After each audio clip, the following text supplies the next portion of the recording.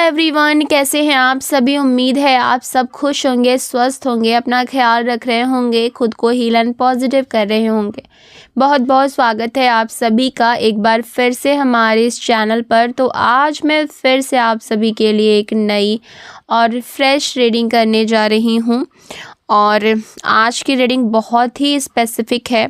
आज हम देखेंगे आपके पर्सन और थर्ड पार्टी के बीच में राइट नाउ करंट सिचुएशन क्या है, दोनों की एक दूसरे के लिए फीलिंग्स क्या है, रिश्ते की असली हालत क्या है, ओके। और नियर फ्यूचर में क्या मूवमेंट दिख रहा है।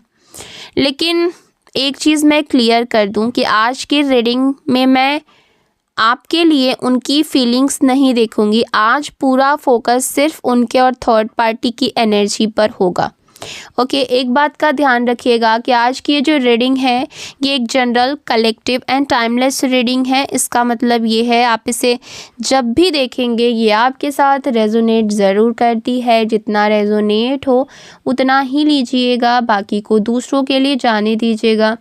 आप इस रीडिंग को एक गाइडेंस के तौर पर भी देख सकते हैं। आप मेल हैं, फीमेल हैं, मैरिड हैं, अनमैरिड हैं, इंडिया से देख रहे हैं, इंडिया से बाहर से देख रहे हैं, आप इस रीडिंग को देख सकते हैं। ये रीडिंग सबके लिए है। आपको क्या करना है, अपना नाम जो है वो कमेंट सेक्शन में ज़रूर से क्लेम कर देना है और अपने पर्सन का नाम अपने मन में 3 बार ज़रूर दोहराना है। इससे आप दोनों की जो एनर्जी है आज की इस रीडिंग से कनेक्ट हो पाएगी और हम सही जान पाएंगे कि डिवाइन एंजल्स हमें क्या मैसेजेस देना चाहते हैं एंड आपकी एनर्जी हमें क्या संकेत दे रही है। अगर इस वीडियो से आपको थोड़ी सी भी क्लैरिटी मिलती हो, हेल्प मिलती हो तो प्लीज़ वीडियो को लाइक करिएगा, शेयर करिएगा। चैनल पर पहली बार आए हैं, अभी तक सब्सक्राइब नहीं किया है तो सब्सक्राइब करके बेल आइकन ज़रूर दबाइएगा, जिससे आने वाले वीडियोज़ के नोटिफिकेशंस आपको सबसे पहले मिलते रहेंगे। चलिए देख लेते हैं कि आपकी करंट की एनर्जी क्या निकल कर के आ रही है। आपके जीवन में ऐसा क्या होने वाला है जो आपको नहीं पता है और आपके लिए जानना बेहद ज़्यादा ज़रूरी है, ओके। चलिए देख लेते हैं। सबसे पहले मैं आपको कार्ड्स बता देती हूँ, उसके बाद हम एनर्जीज़ को चेक करना शुरू कर देंगे। तो कार्ड्स कुछ इस तरीके से आ रहे हैं। 2 of swords, 8 of cups, 5 of wands, 4 of swords, okay, 3 of pentacles, 6 of swords, wheel of fortune, okay, the high prestige का कार्ड आया है, द टावर का कार्ड आया है, द लवर्स का कार्ड आया है। ये कार्ड्स निकल कर के आ रहे हैं, ओके। नंबर्स की अगर मैं बात करूं तो नंबर 3 की energy, number 4, okay, number 11, number 16, number 2, ये इंपॉर्टेंट नंबर्स निकल कर के आ रहे हैं। आप अपने और आपके पार्टनर के date of birth, month, time, year से मैच करके देख लीजिएगा, ओके। देखिए यहाँ पर जो एनर्जीज आ रही हैं, सबसे पहली बात यहाँ पर मुझे ये दिख रही है, ये रिश्ता वैसा नहीं निकला जैसा कि सोचा गया था।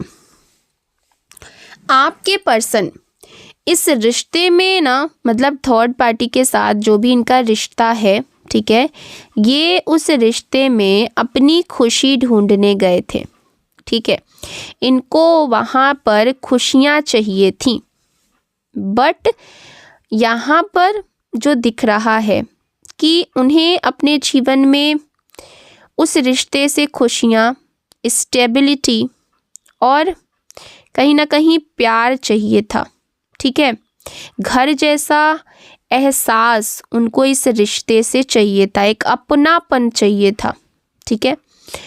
लेकिन अभी क्या हुआ है, इस रिश्ते में इनको क्या मिला है, इस रिश्ते से इनको कन्फ्यूजन मिला है, भावनात्मक रूप से दूरी मिली है, अंदर से खालीपन, खोखलापन मिला है।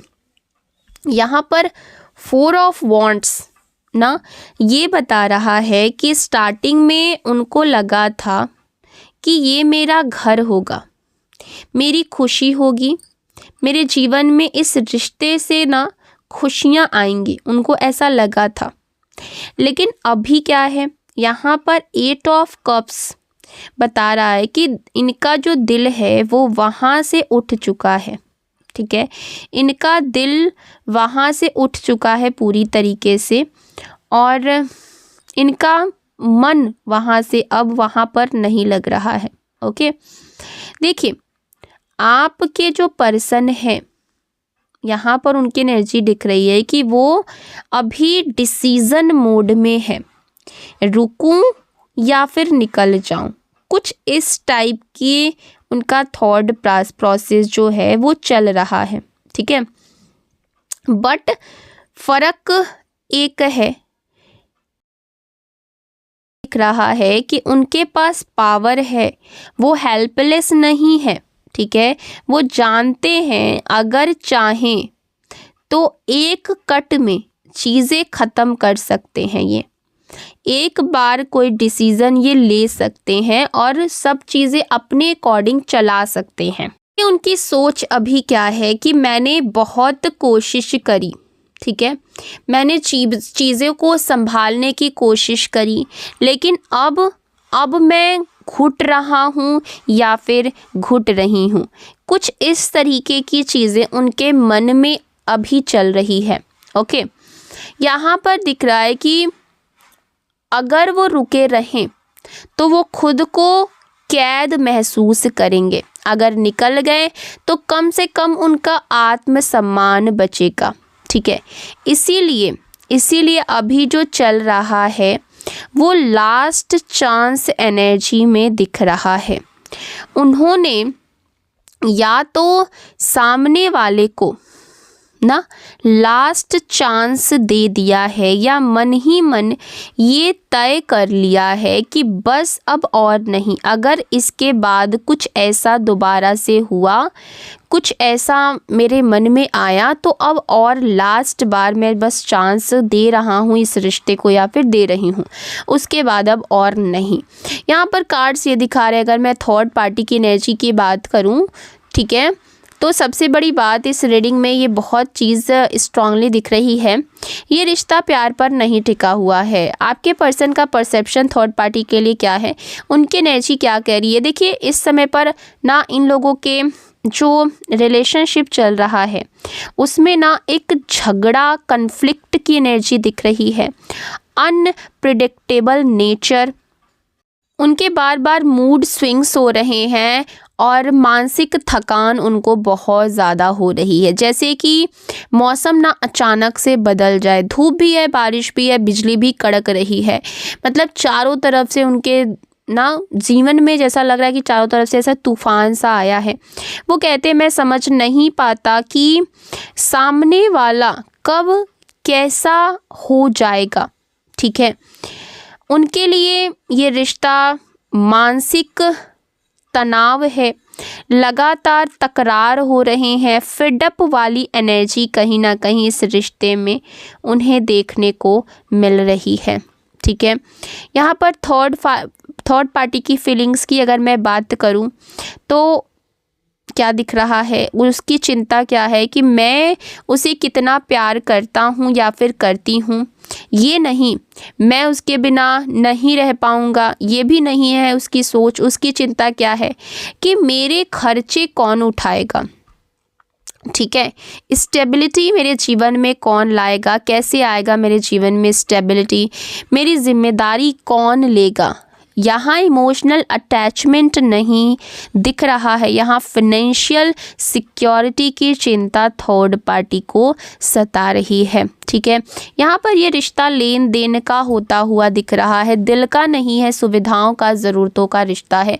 आपके पर्सन को घर चाहिए था, उन्हें मकान मिला, चार दीवारी है लेकिन वो वार्मथ, वो प्यार, वो अपनापन नहीं है। रिलेशनशिप है बट वो एक घर वाली फीलिंग, वो एक अपने वाली फीलिंग नहीं है, यहाँ पे स्ट्रेंजर जैसी फीलिंग आपके पर्सन को आती है। जजमेंट प्लस वर्ल्ड की एनर्जी यहाँ पर दिख रही है कि आपके पर्सन का माइंडसेट ये है कि मैं कोशिश करना चाहता था बट अब ये रिश्ता खुद मुझे बाहर ढकेल रहा है। रैपिड एक्शन की एनर्जी भी दिख रही है, मतलब चीज़ें अचानक ख़त्म हो सकती हैं। हाँ, अगर लीगल या पेपर वर्क जुड़ा है तो देरी हो सकती है बट दिल से ही रिश्ता लगभग से ख़त्म है। प्यार नहीं है, भावनात्मक जुड़ाव नहीं है, स्टेबिलिटी सिर्फ आर्थिक लेवल पर है। आपके पर्सन मानसिक रूप से अलग हो चुके हैं, थर्ड पार्टी इनसिक्योर है बट प्यार की वजह से नहीं, पैसों की वजह से। सबसे इम्पॉर्टेंट बात, डिसीजन मोड एक्टिव है।